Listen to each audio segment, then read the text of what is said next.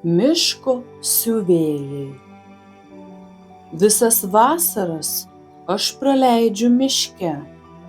Gyvenčiau ten ir žiemą, bet prisipažinsiu, labai bijau šalčio. Žinia, girioje nebūna krosnių, radiatorių, o apie elektrinį židinį negali būti nė šnekos. Užtat vasara miške nuostabu. Tik siuvėjai prasti. Nieko gyvo nesugalvokite pas juos siūdintis. Tiek turėjau bėdos, kad net savo anūkams patarčiau su tais siuvėjais neprasidėti. Bet anūkų deja neturiu. Todėl visa, kas buvo, papasakosiu jums. Klausykitės. Artėjo mano jaunesniojo sūnaus 5. gimimo diena. Dar pavasarį žadėjau jam įtaisyti naują drabužėlį. Puikesnės progos tesėti žodį nė nesugalvosi. Kažkas man patarė kreiptis į 5 didžiųjų meistrų siuvyklą. Pravėręs duris pasisveikinau. Laba diena. Laba diena, atsakė meistras Ežys. Džiaugiamės, kad atėjote, prašneko meistras Vilkas. Reiškiame pagarbą, nusilenkė meistras Lokys. Labai prašom, pakvietė į vidų meistras Kiškis. Prašyčiau sėsti, pastumėjo kėdę meistras Barsukas. Tada visi 5 siuvėjai choru sušuko: kuo galėtume patarnauti? Aš atsisėdau ir paklausiau: ar sugebėsite pasiūti drabužėlį? Visas 5 tuoj pat atsakė: sugebėsime. Ežys: mes pasiūsime patį gražiausią drabužėlį. Vilkas: patį tvirčiausią. Lokys: patį praktiškiausią. Kiškis: aukščiausios rūšies. Barsukas: ir pigiausia kaina. O visi drauge dar pridūrė: tokį, kokio dar niekas niekur nėra pasiuvęs. Ačiū, nudžiugau. Tai prašom pasiūti drabužėlį mano jauniausiam sūnui. Kokį? Kaip kokį? Tokį, kaip žadėjot. Gražų, tvirtą, praktišką, aukščiausios rūšies, pigų. Žodžiu, tokį, kaip reikia. Apykaklė. Geriausias apykaklių meistras esu aš, sušuko Ežys. Kišenės.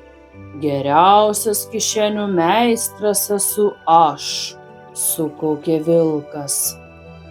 Rankovės ilgos. Geriausias rankovių meistras lygi šiol buvau aš, suriaumojo Lokys. Savaime suprantama sagos. Geriausias sagų siuvimo meistras aš, nutraukė mane Kiškis. Su pamušalu. Nėra geresnio pamušalų meistro už mane, skubiai sušuko Barsukas. Paskui vėl visi choru: tokių siuvėjų niekur nerasite.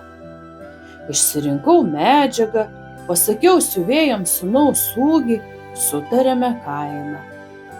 Rytoj rytą ir imamės darbo, pažadėjau atsisveikindami siuvėjai. Išėjau, temo, miškas migo.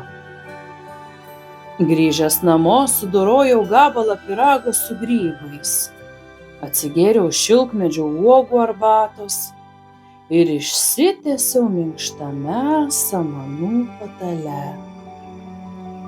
Tačiau užmigti nepavyko. Vis galvojau ir galvojau apie užsakytą drabužėlį. Ar tik nebūsiu užmiršęs, ko svarbaus siuvėjams pasakyti? Ar pasiūs jie drabužėlį taip, kaip mano jaunyliui patiktų? Kad gražiai gulėtų apykaklė, kad kišenės, rankovės ir sagos būtų kaip reikia, kad gerai prisiūtų pamušalą. Ką reikia padaryti, pasakiau, o kaip nepasakiau. Blogai. Esti tokių reikalų, kurių atidėlioti negalima. Atsikėliau ir grįžau į siuvyklą. Deja, ji buvo tuštutėlė. Lyg visas 5 meistrų būtų skradžiai žemę prasmegę. Bet juk tada būtų prasmegus ir siuvykla. Kągi, rasiu juos ir namuose. Ežio namai buvo rytuose, vilko vakaruose, lokio šiaurėje, kiškio pietuose. Barsukas gyveno pačiame girios viduryje. Pabudinau ežį ir klausiu, ar moki siūti apykakles? Niekas taip nemoka, bet tokias, kur patinka mano jaunyliui. O kokios tavo jaunyliui patinka? Tokios kaip visiems. O be to, kad jas būtų galima čiulpti, tokių nemoku. Atšovė ežys ir apsivertė ant kito šono. Pasukau į vakarus. Prikėliau vilką ir klausiu, ar moki siūti kišenes? Kai pasiuvu, niekados neprakiūra. Tai gerai, bet ar moki tokias, kaip patinka mano berniukui? O kokios kišenės tavo berniukui patinka? Tokios kaip visiems.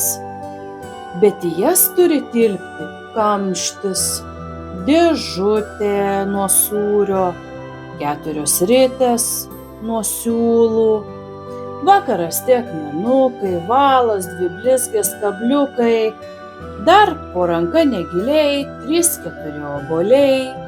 Liaukitės, liaukitės, sukaukė vilkas. Tokių kišenių siūti nemoku. Ir parodė man duris. Pasukau į šiaurę. Prikėliau lokį ir klausiu, ar moki siūti rankoves? Kokias tik nori.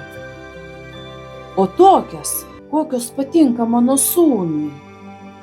O kokios tavo sūnui patinka? Paprasčiausios, bet kad jos sūnui pietaujant pačios lįstų į sriubą. Tokių rankovių siūti nemoku, supyko lokys ir paprašė palikti jį ramybėje, nes esąs pavargęs. Tada skruoste nuskuodžiau pas kiškį ir klausiu, ar mokėsi prisiūti sagas? Laikysi 100 metų. Bet ar mokėsi prisiūti taip, kaip patinka jubiliatui? O kaip prisiūtos sagos jubiliatui patinka? Paprastai, bet kad jas būtų galima išplėšti ir pažaisti. Kiškis atsakė, taip prisiūti sagų aš nesugebėsiu. Prikėliau barsuką ir klausiu, ar moki prisiūti pamušalą, kaip niekas pasaulyje?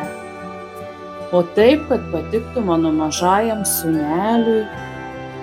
O kaip tavo sūneliui patiktų?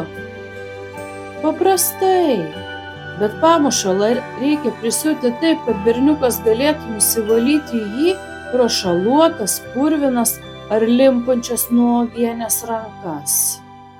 Šitaip nemoku, atsakė barsukas ir užtrenkė man prieš nosį duris.